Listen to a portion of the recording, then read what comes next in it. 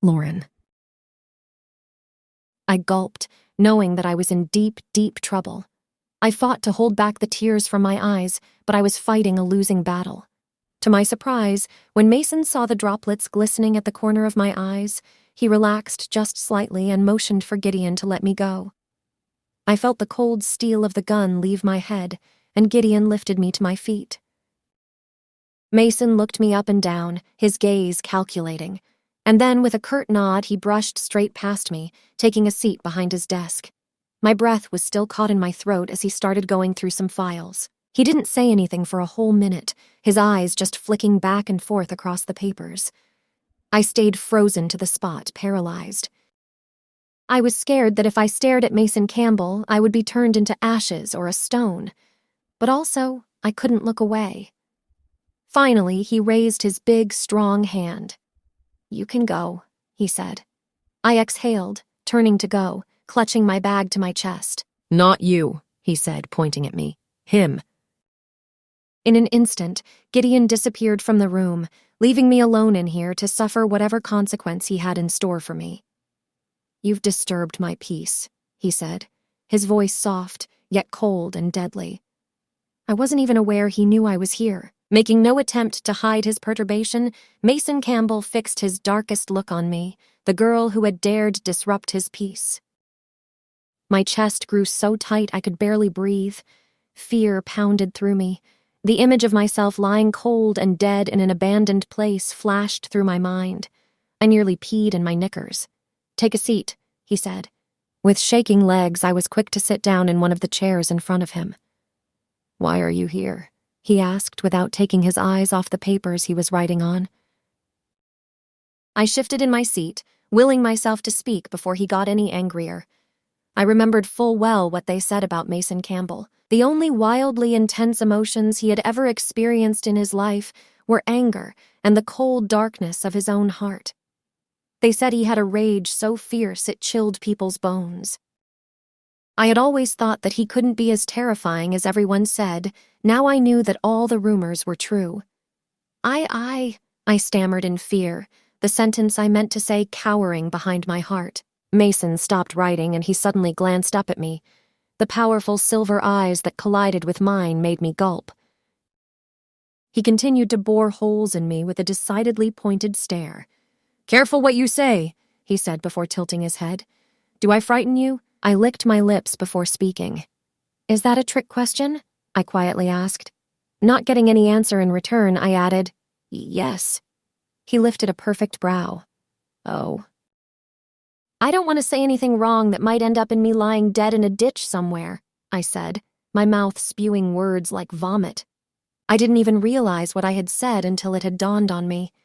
My eyes widened and I clapped a hand over my mouth, his jaw clenched.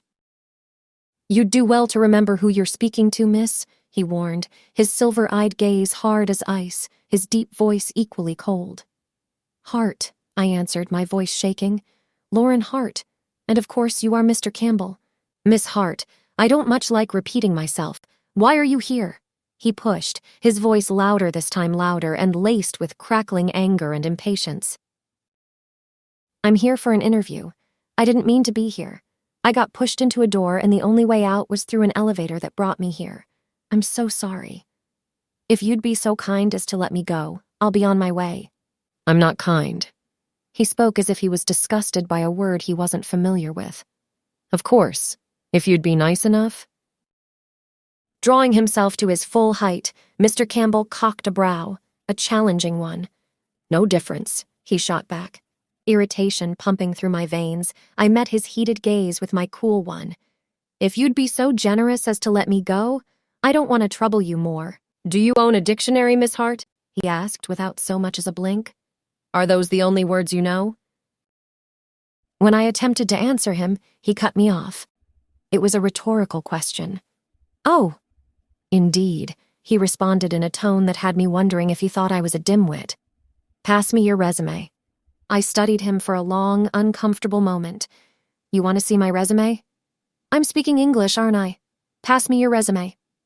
I quickly passed him my resume, and he studied it. "You attended night. Obviously, I wouldn't expect you to get good grades. Had only 2 jobs, 0 skills. He talked to himself, carefully enunciating each word. His face scrunched into an odd mixture of pity and reproach. When you came here, I do hope you knew you had 0 hope of getting the job. From what I'm seeing here, you aren't qualified to work at Campbell Industry, Miss Hart, he continued, every fiber of his being daring me to state otherwise. I met his gaze with a steely-eyed one, my anger ready to erupt in me. I pressed my lips together and hoped he wouldn't notice the muscle jerking in my face. What? I'm not getting the job? I asked. His words had plunged like an expertly wielded knife straight into my heart. I knew when I came here that I had no chance, but it didn't mean I wasn't hurting. This was my only chance of getting a perfect job with a good salary. I wanted to say that I wasn't supposed to be interviewed by him, that it was a Mary Warner who called me for an interview for the marketing job. But I was a coward. Are you going to cry? He asked, tilting his head to the side.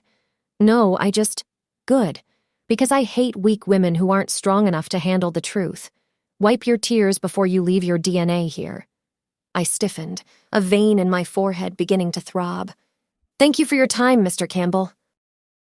My heart pounded in hot anger as I made an attempt to get up and leave his bloody office and ugly personality. I rose from my chair and started to make my way back to the elevator when he spoke again. His voice alone had the power to make me stop in my tracks. You are qualified for one thing, Miss Hart. There's a job opening that suits you just fine. I turned back to face him and found myself caught in his steely gaze. Would you like to be my assistant? He asked. I couldn't believe the words that were coming out of his mouth. Don't let the word get to your head, he continued. You're simply going to run my errands, answer my calls, and fetch my tea. I drew a series of long, deep breaths until the tension in me began to lessen. Mr. Campbell, if you'd just... I didn't know what to say, so I couldn't finish my sentence. Take it or leave it. There is a line of people who would throw themselves at this job. Closing my eyes, I pinched the bridge of my nose and repressed the urge to throw back my head and scream. But, I began. He looked away from me and glanced down at the papers in front of him. That will be all.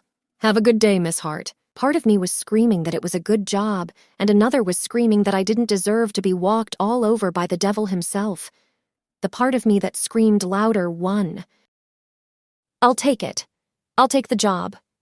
Clamping my lips together, I swallowed the bitterness rising in my throat and instead eyed him with disdain. Mr. Campbell, are you listening? I said I'll take the job. My entire body thrumming with agitation, I clenched my hands to white-knuckled fists. I'll see you on Monday at 8 o'clock, he said coolly, without even bothering to look at me. Now get the fuck out of my office.